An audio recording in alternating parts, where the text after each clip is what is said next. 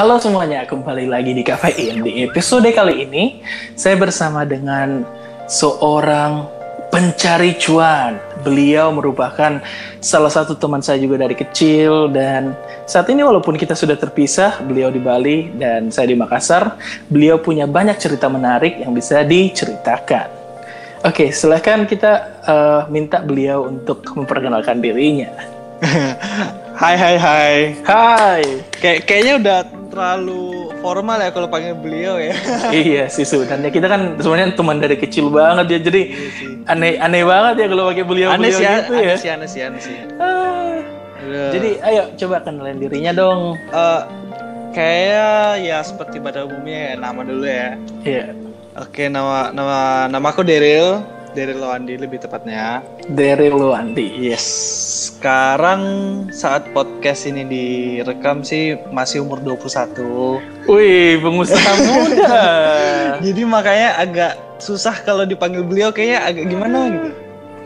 Tapi keren loh sebenarnya anak muda zaman sekarang itu walaupun nggak banyak sih, emang nggak banyak, tapi I see some of you itu kayak udah bisa jadi benar-benar legit entrepreneur gitu loh. Ya, benar-benar setuju. That's really cool, isn't it? Like keren banget sumpah.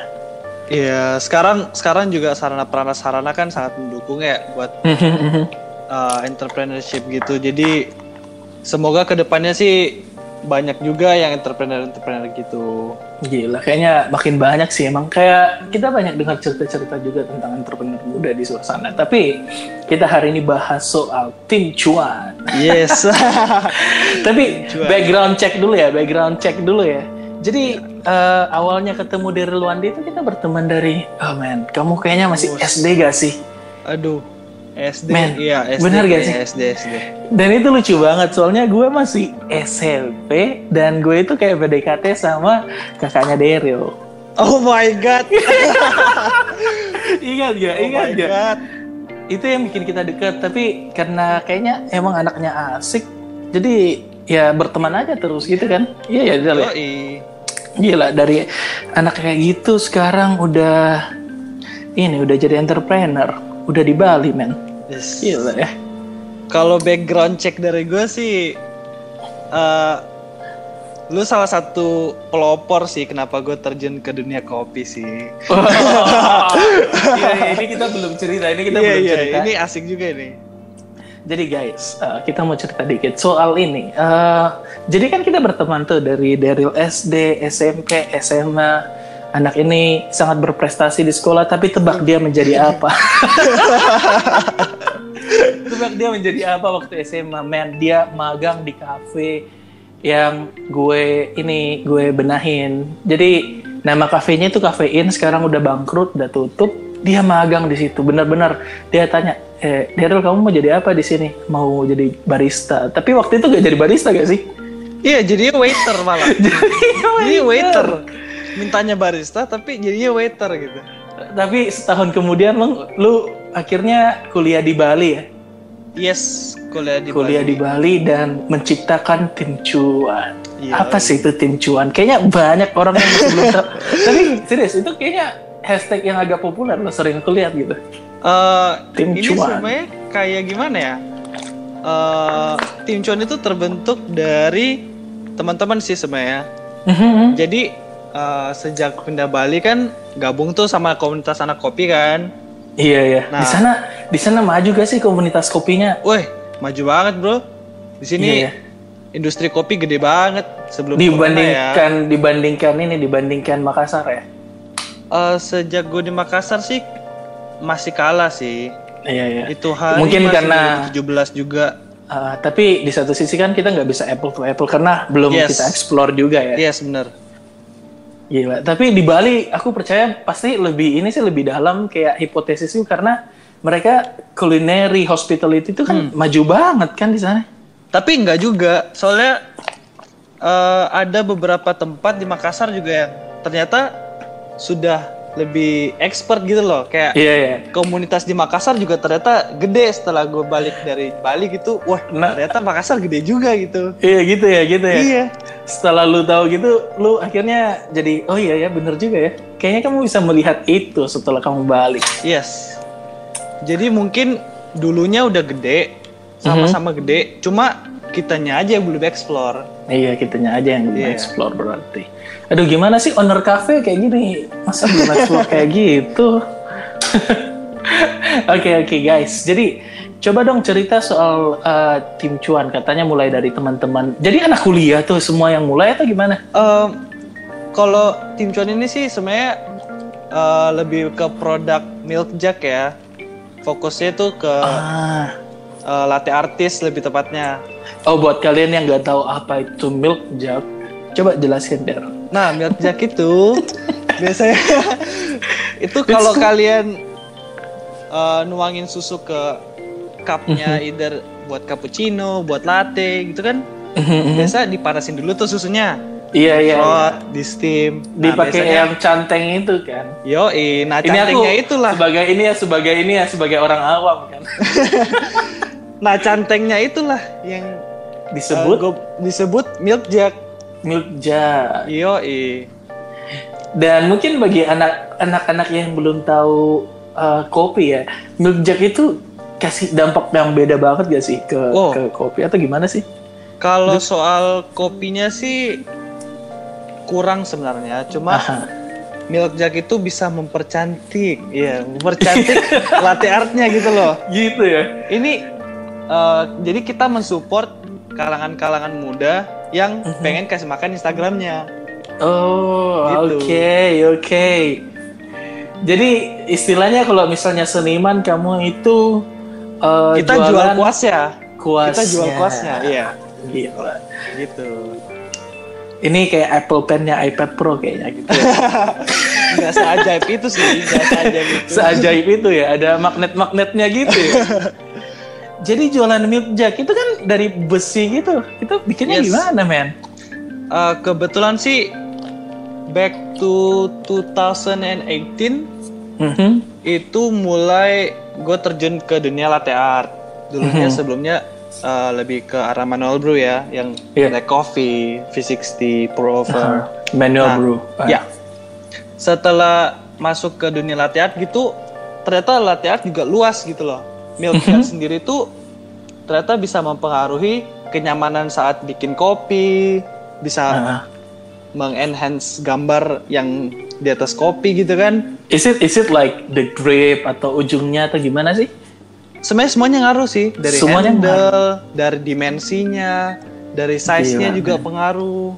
Ini udah level perfeksionis ini kayak artis, seniman.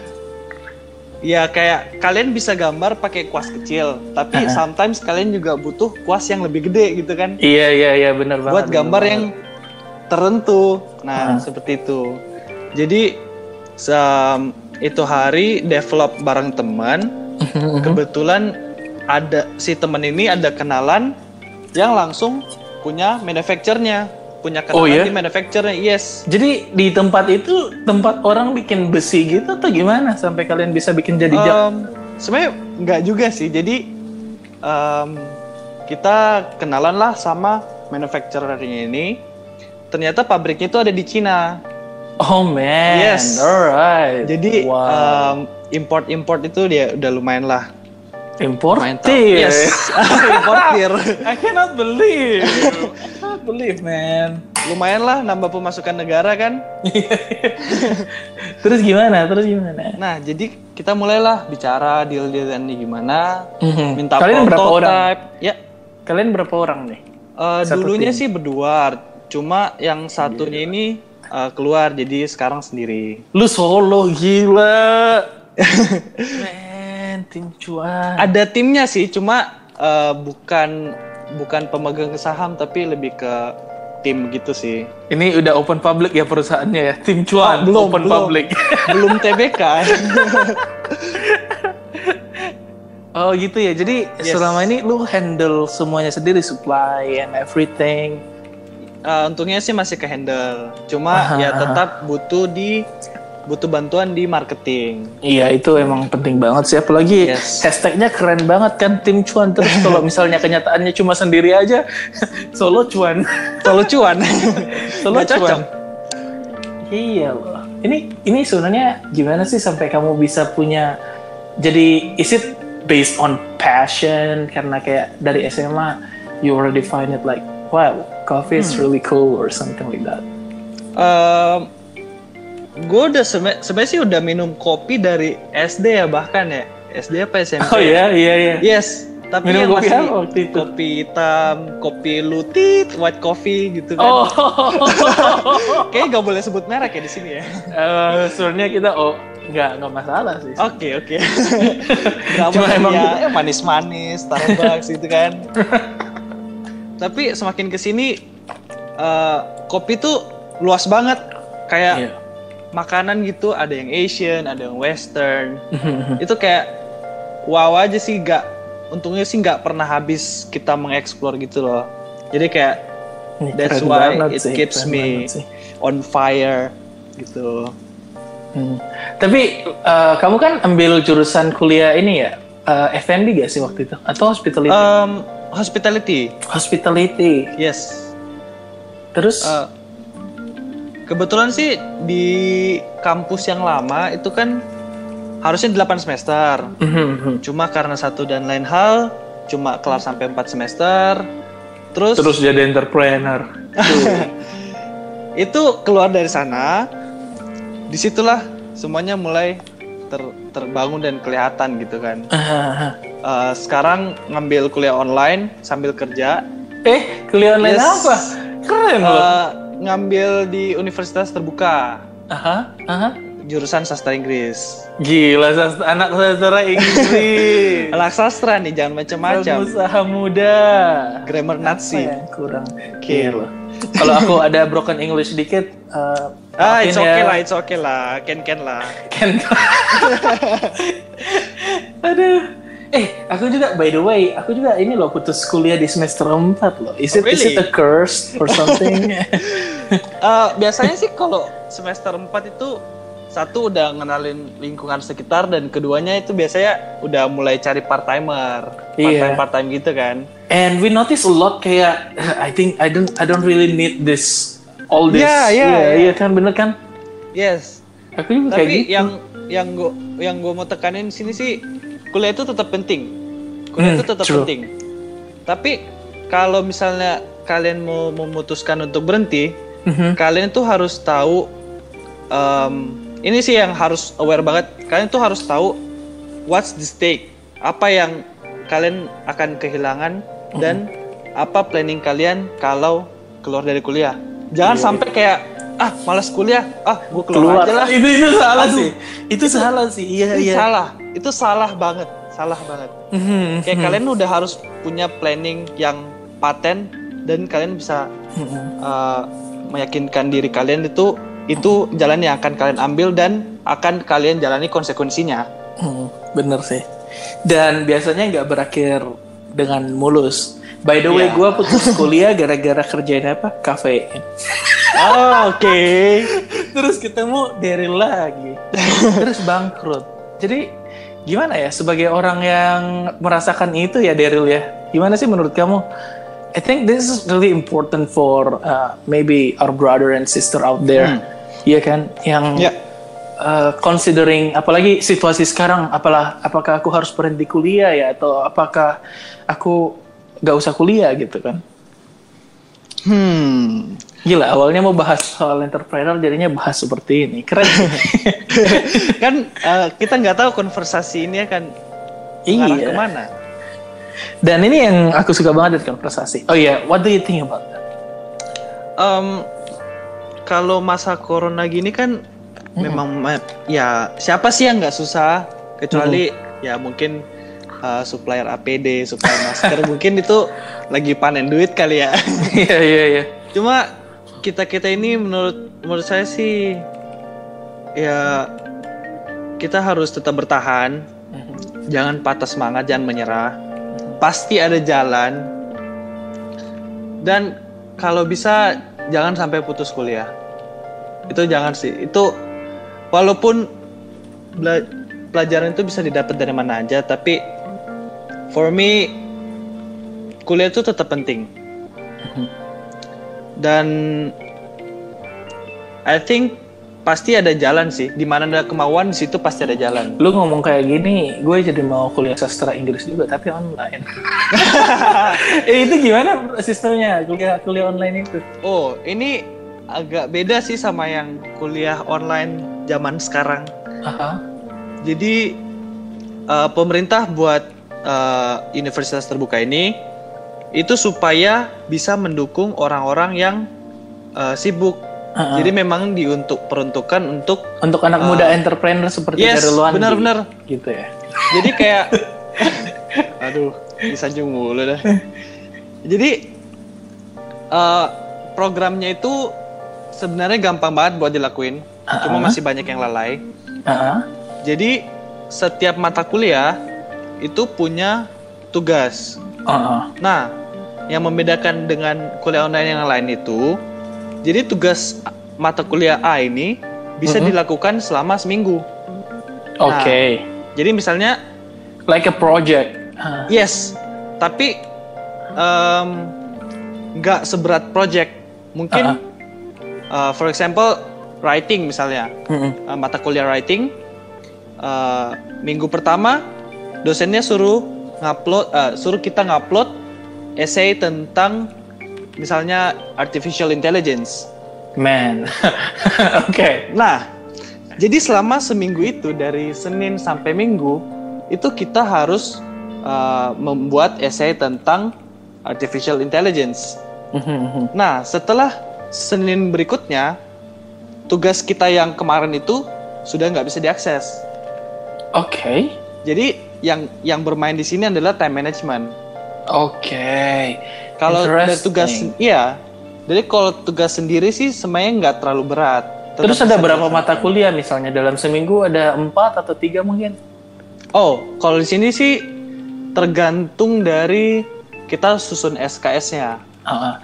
It takes how long? How long it takes supaya kamu bisa lulus dari mata kuliah online ini? Kuliah online ini? Kalau di sini sih ada yang namanya SIPAS, sistem paket gue lupa. Dan yang satunya non SIPAS, non sistem paket. Nah, jadi kalau SIPAS ini itu kita udah disusunkan. Jadi kayak semester 1 belajar apa aja, semester 2 belajar apa aja. Dan itu sampai semester 8 juga? Iya, sampai semester 8 juga. Ada tugas akhir juga. Men, sama aja gue kira ini cepet gitu. Tapi juga, yang non SIPASnya ini kan kita nyusun sendiri tuh. Iya. Kita bisa madetin ke 24 SKS per semester. Sampai berarti 3,5 tahun? 3 tahun dan setengah tahun itu buat nyusun tugas akhir dan wisuda. Oh, jadi gitu, sama kayak kuliah beneran aja ya, cuma bedanya online. Dan ada satu keunggulan yang aku rasain pas masuk UT ini. Jadi assignment yang tadi itu, tiap mata kuliah itu punya waktu selama 8 minggu. Nah, it means cuma 2 bulan, ya kan? Iya, 8 minggu cuma 2 bulan. Jadi kita efektif kuliahnya cuma 2 bulan. Oh, jadi yes. Oh, bisa kayak gitu. Iya, jadi bayangin aja kita paginya kerja gitu kan, kantoran 9 to 5. Pulang kerja, kalau nggak ada kerjaan, kuliah. Kerjain project-nya kerjain gitu kan? project itu. Nah, besoknya seperti itu. Menarik banget loh ini. Jumat, Sabtu, Minggu, karena udah nggak ada yang dikerjain, kita bisa free time dong. Nah, itu cuma berlaku selama 2 bulan. 4 bulannya kita nggak ngapa-ngapain. Fokus kerja gitu ya. Iya, fokus kerja. UASnya juga nggak online sih. UASnya nggak online sih. Oh, jadi gimana? Itu juga pertanyaanku sih. Is it 100% online atau gimana? No. Yang offline itu cuma UAS. Terus kalau universitasnya adain event atau workshop gitu, itu kita boleh datang. Dan yang ketiga ini adalah kita sebutnya tutorial tatap muka.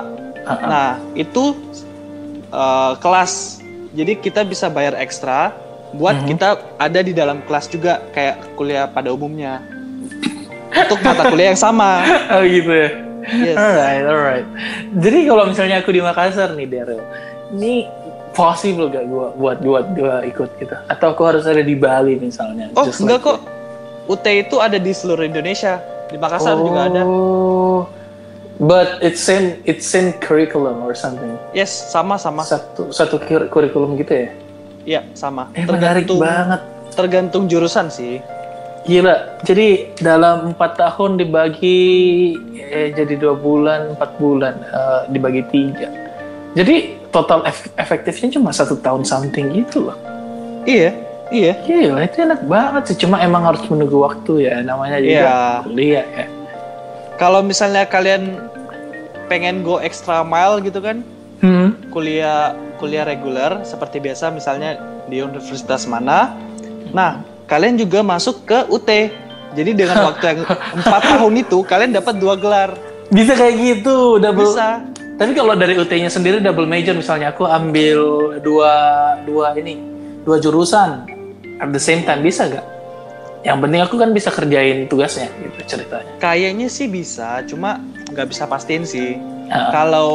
Kalau yang aku pikirin sih sekarang kan kita based on email sama nomor induk. Kalau misalnya kita daftar 2 kali dengan email berbeda sih mungkin bisa ya. Mungkin bisa dapat misalnya email yang pertama itu ikutnya sastra Inggris, email yang kedua misalnya ikut accounting. Kayaknya bisa sih. But kayaknya mending langsung tanya aja ya ke UT ya. Iya, kayaknya mending tanya aja deh. Kamu menginvest 4 tahun ini kalau misalnya tiba-tiba gak bisa. Tapi itu juga bakal susah di waktu ujiannya nanti. Oh iya, karena double ya gitu ya. Double. Jadi kecuali kalian punya joki atau kembaran gitu kan. Ini aku sampai bingung sekarang. Kira-kira judul konversasinya apa nih? Tim Cuan dan Universitas Terbuka gitu. Tapi ini seru banget loh. Yang awalnya kita mau bahas tentang Tim Cuan, tentang bisnisnya dari Londi. Ini jadi pembicaraan yang sangat keren mengenai apa sih yang kamu butuhkan, atau apa sih perlengkapan yang kamu butuhkan untuk living your best gitu kan. Just like your job, it's really essential for making great piece of latte art, right? Ya. It's really cool, man. Like, atau kalau nggak gini aja, ada episode 2-nya. Yeah, sure, why not? Daripada bingung kan? Jadi kali ini mungkin kita bahas tentang ini aja ya. Jadi for you guys, buat kalian yang mau kuliah atau aneh juga sih kalau bilang mau kuliah ya.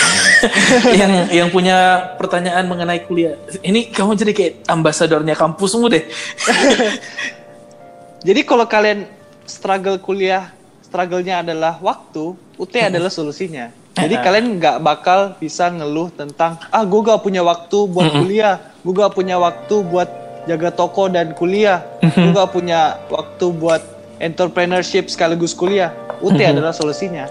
Tapi it's all on your choice ya. Kalau aku sendiri mau sih kuliah, tapi kalau dilihat situasiku sekarang, I need to think about it again. Oh, ada satu lagi. Iya. Kamu kebayang nggak kira-kira biayanya berapa? Oh iya, berapa biayanya? I think. Jadi gimana? I think setengah dari kuliah asli atau gimana? Oh. Tergantung sih kuliah aslinya itu seberapa. Ini berapa? Kasih tahu dong nominalnya. Ini murah supaya banget kita cuan, supaya kita cuan murah nih. Banget. Oke. Semester lalu itu saya ngambil 8 mata kuliah, 24 SKS. Saya cuma bayar 1,5 juta untuk 6 bulan. Itu udah semuanya. Sudah termasuk uang buku, sudah termasuk uang tutorial online, uang ujian, dan uang administrasi. 1.500.000. Yes, nggak nyampe bahkan 1.400.000 sekian. Itu cuma dikali 8 gitu, udah dapat ijazah gitu ya? Iya, kali 8 lah. Tapi nggak tahu sih nanti bakal ada biaya tambahan lagi atau enggak. Terus lu graduation nanti datang dong. Enggak ada datang dong. Kita juga ada alma mater. Gitu. Ada jasnya gitu. Ada jasnya. Sangat bangga aku memakai jas ini dari kampus online. Dan wisudanya kita bakal offline, nggak online. Iya, harus offline. Harus dong. offline. Nanti siapa yang ini kan, yang balik toganya gitu kan? Oh, kita juga punya rektorat sendiri. Gitu ya? Iya. Wah, keren. Jadi ini sih guys, mungkin yang kita mau bahas ini mungkin just like a simple sharing ya gitu ya Daryl ya. Iya, jatuhnya lebih sharing sih. Kayak gila dari orang yang berhenti kuliah, entrepreneur dan kembali kuliah. I think there's so much thing to learn, and you gave us a really good information about this universitas terbuka. It's so amazing, I think. Yeah, that's really nice, Daryl. Mungkin kalian bisa follow Daryl Loandi atau Tim Cuan ya? Apa Instagramnya kalian? Sebenarnya Tim Cuan itu cuma hashtagnya. Cuma hashtagnya. Yes. Nama produknya adalah Seido Milk Jar. Seido, kenapa Seido? Seido itu bahasa Jepang dari precision. Oh my god. Yes. Itu ada ceritanya lagi ke manufacturer yang kemarin. Cuma kayak bakal terlalu panjang deh kalau disambung di sini juga. Gila, jadi kita bikin 2 episode ya. Jadi episode pertama adalah Daryl dan Universitas Terbuka. Enggak, nanti kita cari judul yang lebih keren, lebih keren ya. Gitu. Ujung-ujungnya pasti konversasi with Daryl Loandi part 1. Part 1. Ada pasti kayak gitu. Iya, pasti kayak gitu. Kayak misalnya emang kalau panjang banget itu, soalnya konversasi itu asik banget loh. Ini kita recording ini udah hampir jam 12 loh. Iya, ini 11.23 WITA loh teman-teman. Dia kan di Bali, aku di Makassar. Kita pakai waktu WITA dan ini udah jam 11, setengah 12 malam, gila. Gak kerasa sih. Gak kerasa banget. Dan kita just enjoy it. I mean, for you guys yang mau cerita-cerita sama konversasi, I think just hit me with DM or something. Atau kalau kalian mau curhat juga, kayaknya Tim Cuan bisa menangani dengan secangkir kopi.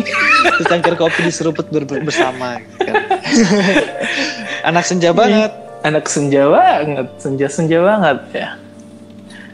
Oke guys, jadi mungkin untuk part 1 sampai di sini aja. I will make time with Daryl again. Kayaknya udah gak bisa ya malam ini ya, udah malam banget loh. Besok harus kerja kan kamu? Masih bisa aja sih. Anak kopi nih. Kalau misalnya mau ketemu kamu langsung, kamu kerja di mana sih? Untuk sekarang aku kerja di The Fernand Coffee. Itu ada di dekatnya GWK Bali. Oh wow. Yes. Very iconic place. Iya. Gila. Jadi kalau kalian mau ketemu Daryl, cerita-cerita boleh gak Daryl? Boleh lah. I'm very open person. Yang penting belum ada yang punya kan, ini single kan? Saat podcast ini direkam masih single. Okay then guys, I think it's really good conversation. Again, if you like it, you can give a like, a comment, or if you want to join konversasi, just hit me up. Or if you want a really good coffee di Bali, kamu bisa hit Daryl up. Ya, kita traveling kopi bersama. Gila, itu cukup romantis, man. Yes. Okay, see you guys. Bye-bye.